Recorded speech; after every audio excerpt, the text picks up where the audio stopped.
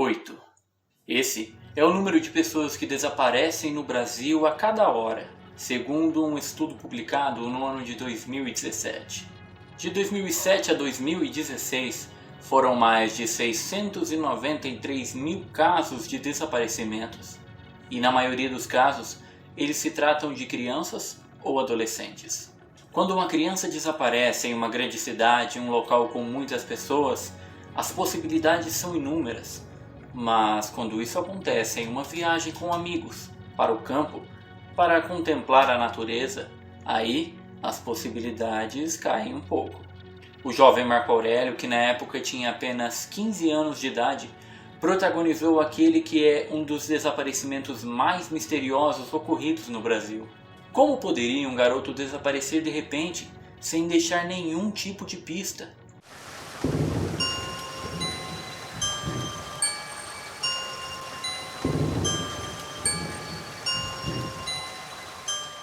Em 1985 foi o ano em que tudo aconteceu.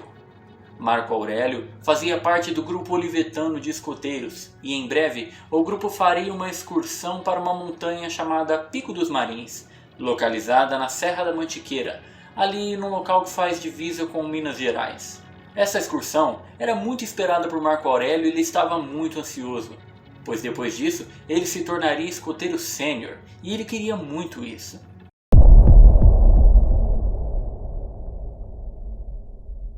Com 2.420 metros de altura, o Pico dos Marins é uma das montanhas mais altas da Serra da Mantiqueira. Eles chegaram na encosta da montanha no dia 7 de junho.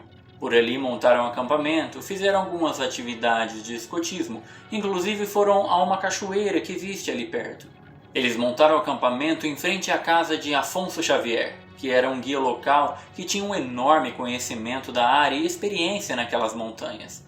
Porém, Afonso não realizou a subida junto com os meninos. Ao que parece, a presença dele foi dispensada pelo líder dos garotos. No dia 7, depois de todas as atividades, eles se recolheram, dormiram e descansaram para se preparar para a subida ao Pico dos Marins, que se iniciaria na manhã do dia 8.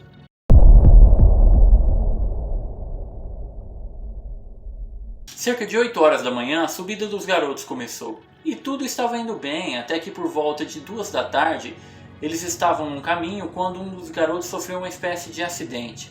O nome dele era Oswaldo Lobeiro. Oswaldo pisou em falso em um tipo de fenda que havia no chão, e quando pisou ele torceu seu joelho. É importante dizer que essas fendas existem aos montes no Pico dos Marins, mas elas são um pouco encobertas pela vegetação.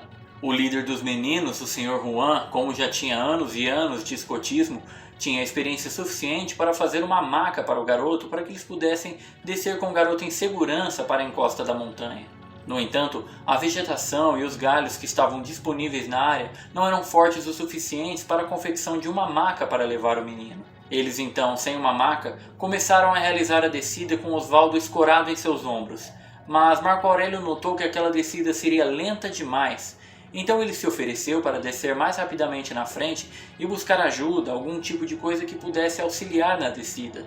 E foi nesse exato momento que o Sr. Juan tomou uma decisão que com certeza ele faria de tudo para não ter tomado. O chefe Juan deixou que Marco Aurélio descesse, mesmo sem ter a experiência necessária para isso. Ele apenas deu ao garoto um giz para que ele fosse marcando o caminho com o número 240. E conforme o resto do grupo fosse descendo, poderia ver pelas marcações por onde Marco Aurélio estava descendo.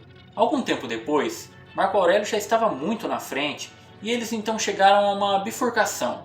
Em um dos lados desse local havia o número 240, ou seja, Marco Aurélio havia passado por ali. Porém, o chefe Juan concluiu que o local pelo qual Marco Aurélio passou não era bom para que eles passassem segurando Oswaldo. Era estreito demais e eles não conseguiriam passar com facilidade. Foi então que Juan tomou sua segunda decisão errada naquele dia. Ele disse que eles deveriam dar a volta e ir por um caminho diferente do qual Marco Aurélio havia ido. E os meninos tentaram argumentar pedindo para que eles fossem pelo mesmo caminho que o amigo. Mas Juan já havia tomado a sua decisão. Essa decisão de Juan foi tão equivocada que atrasou a chegada deles ao acampamento. Foram 14 horas de caminhada até que conseguissem chegar novamente na casa de Afonso Xavier, onde estavam acampados. Mas nada disso se compararia ao que estava por vir.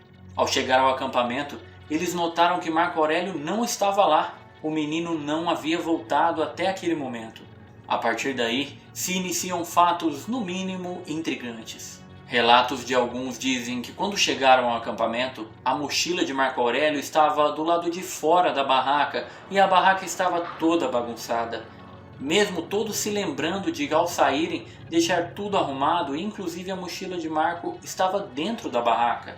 Logo depois disso, mais uma incógnita. Os meninos, exaustos depois de andar por mais de 14 horas, dormiram. E Juan descansou por apenas 1 hora e voltou a subir a montanha para procurar o garoto. Mas por que Juan iria procurá-lo sozinho? Por que não chamar Afonso para ajudá-lo, que estava ali e era um experiente conhecedor da região?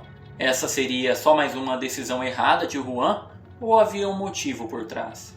Às 6 horas da manhã, então, Juan subiu a montanha e passou 4 horas por lá. Quando voltou, disse que não tinha encontrado o menino e aí sim resolveu comunicar às autoridades sobre o desaparecimento. Nesse momento, se inicia uma operação de busca de enormes proporções que envolveu militares, policiais, alpinistas e até um outro grupo de escoteiros. Ao todo, mais de 300 pessoas auxiliaram nas buscas, que infelizmente não obtiveram nenhum retorno. Absolutamente nenhuma pista, nem sequer um pedaço de roupa de Marco Aurélio foi encontrado. Parece que o garoto simplesmente desapareceu no ar. Durante 5 anos, o caso foi investigado, permanecendo aberto. Mas em 1990, sem nenhum tipo de resolução, o caso foi arquivado. Após esse mistério intrigante, algumas teorias foram criadas para tentar explicar o que poderia ter acontecido com Marco Aurélio.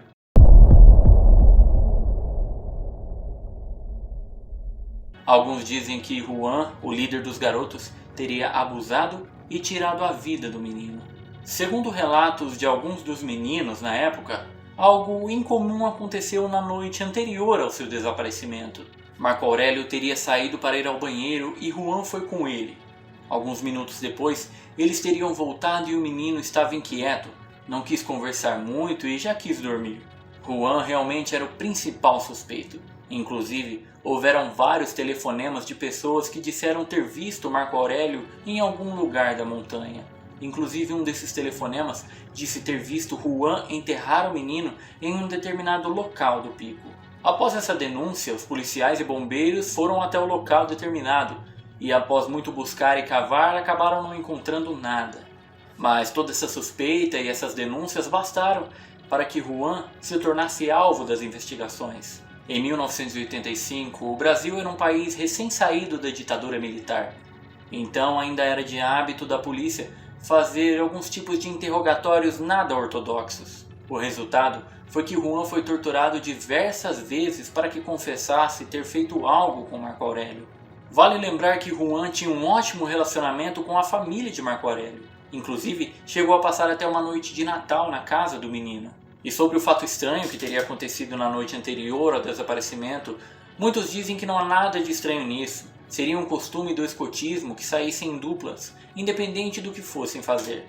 Outro fato que pesa para que a culpa não seja colocada em Juan é de que quando ele subiu a montanha novamente para procurar o garoto, naquelas 4 horas que ele ficou por lá, não era tempo suficiente para ele ter achado, matado e escondido o corpo do menino tão bem que ninguém acharia nas buscas. Levando em conta também que Juan naquele momento não tinha ferramentas para enterrar um corpo naquela montanha.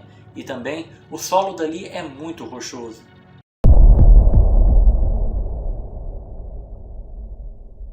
A polícia também chegou a considerar a possibilidade de que Marco Aurélio simplesmente havia fugido. Mas isso foi refutado várias vezes. Relatos dizem que ele era um menino muito feliz em sua casa e adorava sua família. E além disso, caso ele quisesse fugir, seria mais fácil fugir em São Paulo com documentos, dinheiro e outras coisas que pudessem apoiá-lo.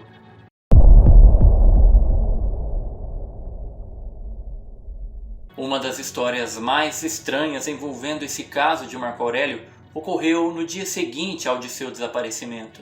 Naquele mesmo dia 9, várias buscas já aconteceram durante o dia. E à noite, o grupo dos meninos olivetanos e um outro grupo de escoteiros da cidade de Piquete, que ficava ali nos arredores, estava na casa de Afonso Xavier jantando por volta de 8 da noite. Durante o jantar, o menino Osvaldo ouviu um grito e pediu para que todos ficassem quietos para que pudessem também ouvir. Logo, todos ouviram um segundo grito seguido de um apito de escoteiro. Foi quando todos correram para fora da casa e viram algo muito estranho. Lá fora, eles viram uma espécie de luz azul que refletia na copa das árvores e também continuaram a ouvir os gritos e apitos que eles tinham certeza que vinham de Marco Aurélio. Naquele momento, Juan e outros adultos correram para a mata e começaram a gritar, chamar por Marco Aurélio e usar seus apitos de escotismo para que o menino soubesse que eles estavam por perto. Mas, como num passe de mágica, os gritos, os apitos e até a luz azul desapareceram e eles não acharam nem sinal do menino. Essa história então alimenta uma teoria um pouco mais sobrenatural de que Marco Aurélio na verdade teria sido abduzido. A única verdade é que 35 anos após o fato, não existe nada concreto que diga o que pode ter acontecido com o menino. Durante anos, a família continuou procurando incessantemente, inclusive pediram ajuda a videntes. Foram até Uberaba conversar com Chico Xavier.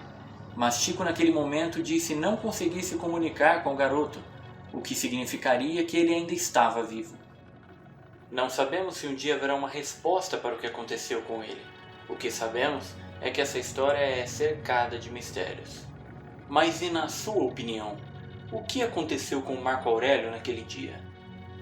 Se você gostou desse vídeo, deixe o seu like e caso não seja inscrito, inscreva-se para não perder nenhum dos próximos. Mais uma vez, muito obrigado por estarem comigo até aqui e até a próxima.